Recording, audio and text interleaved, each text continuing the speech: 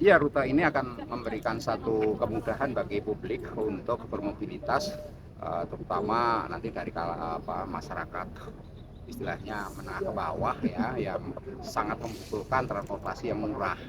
Nah, karena itu perlu menjadi concern oleh Dishub dalam hal ini agar mobilitas masyarakat itu terjamin waktu dan kenyamanan dan keamanannya. Karena itu menggunakan Transjakarta ini dalam rangka untuk mewujudkan satu kondisi transportasi yang layak, nyaman dan aman, tapi juga di mana publik merasa itu harus satu kebutuhan di dalam bertransportasi, karena selama ini kan masyarakat melihat bahwa Transjakarta itu sebagai solusi terhadap persoalan-persoalan yang berkaitan transportasi yang murah, aman, nyaman, dan tepat waktu sampai ke tujuannya itu. Nah, karena itu hal ini perlu menjadi pertimbangan matang, di mana kemudian masyarakat nantinya secara rutin gitu dan secara menjadi internalisasi secara membudaya, disiplin untuk menggunakan transportasi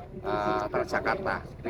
Kalau harapan dari Bapak harganya berapa nih Pak? Ya, harga estimasi yang paling ideal karena ini jaraknya juga fasilitasnya juga nambah dalam hal ini. Memang kalau yang selama ini kan 3,5 itu terlalu istilahnya rendah gitu ya, sehingga karena untuk kebijakan ini kan untuk yang 16 15 golongan ini kan sudah dikecualikan.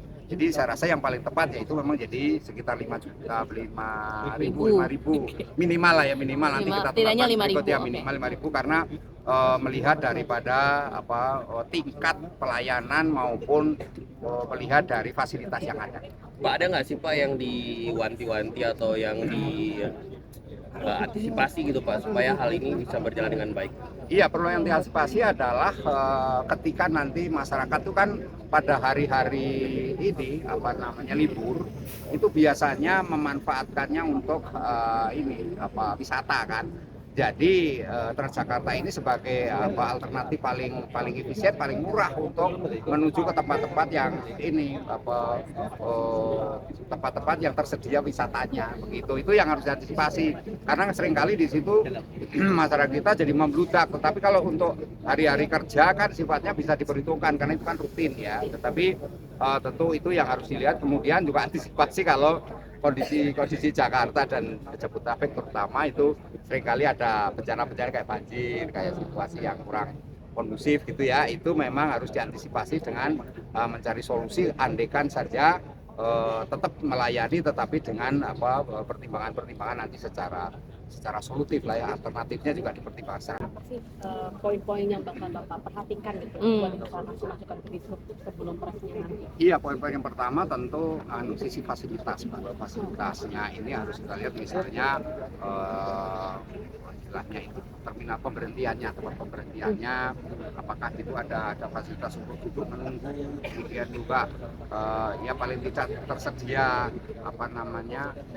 kenyamanan, keamanannya, misalnya seperti itu. Dan yang lain adalah lebih kepada kita lihat sejauh mana nanti mobilitas masyarakat, artinya jarak antara posisi turun turun masyarakat yang warga yang turun mau menggunakan itu dengan jarak bisnya itu jauh nggak gitu. Itu yang harus kita lihat, karena kan selama ini masyarakat sering melihat bahwa antara tempat turun ketika turun mau dan sampai ke tempat busway-nya itu Transjakartanya ini jauh, Pak. Jadi yang harus diformat ulang agar ini serba ini kan. Makanya perlu ada feeder lah ya, feeder yang menyambungkan semua itu agar cepat, karena memang saya beberapa kali menjumpai istilahnya warga yang menggunakan itu pada umumnya mengeluhkan karena jaraknya yang terlalu jauh. Jadi misalnya kita mau ini harus mutar ke sana, jalannya sedikit gitu. Nah, itu yang mungkin kita pertimbangkan bagaimana kemudian ada kalau yang tujuannya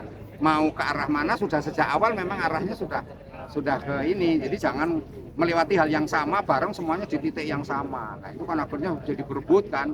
Nah, karena itu ya jadi untuk mengurangi benturan atau istilahnya itu benturan ya bukan fisik ya, istilah benturan bukan kepentingan ya Mbak, kebentukan apa ya namanya, pokoknya dia bertitik temu lah, jadi temunya itu supaya diatur sedemikian rupa. Dan Pak, kalau Bapak sendiri kondisi transportasi di Alam Sutra seperti apa Pak? Kalau kondisi transportasi Jakarta Alam Sutra sendiri sudah cukup baik, cuman ini kan karena diluncurkannya dalam rangka di sana juga kebutuhan akan mobilitas masyarakat untuk ke Jakarta terutama itu memang sangat tinggi.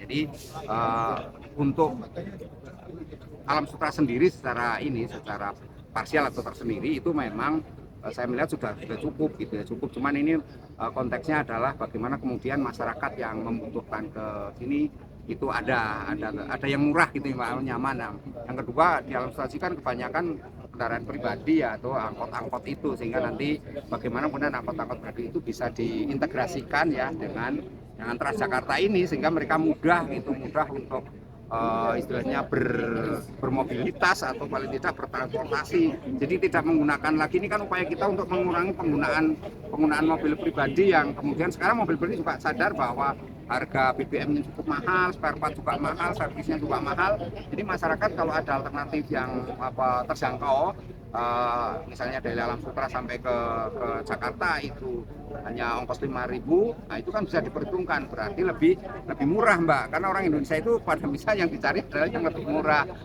lebih aman, nyaman gitu ya, itu yang dicari. Karena itu ini alternatif yang tepat saya rasa ini ya Mbak. Terima kasih ya Pak.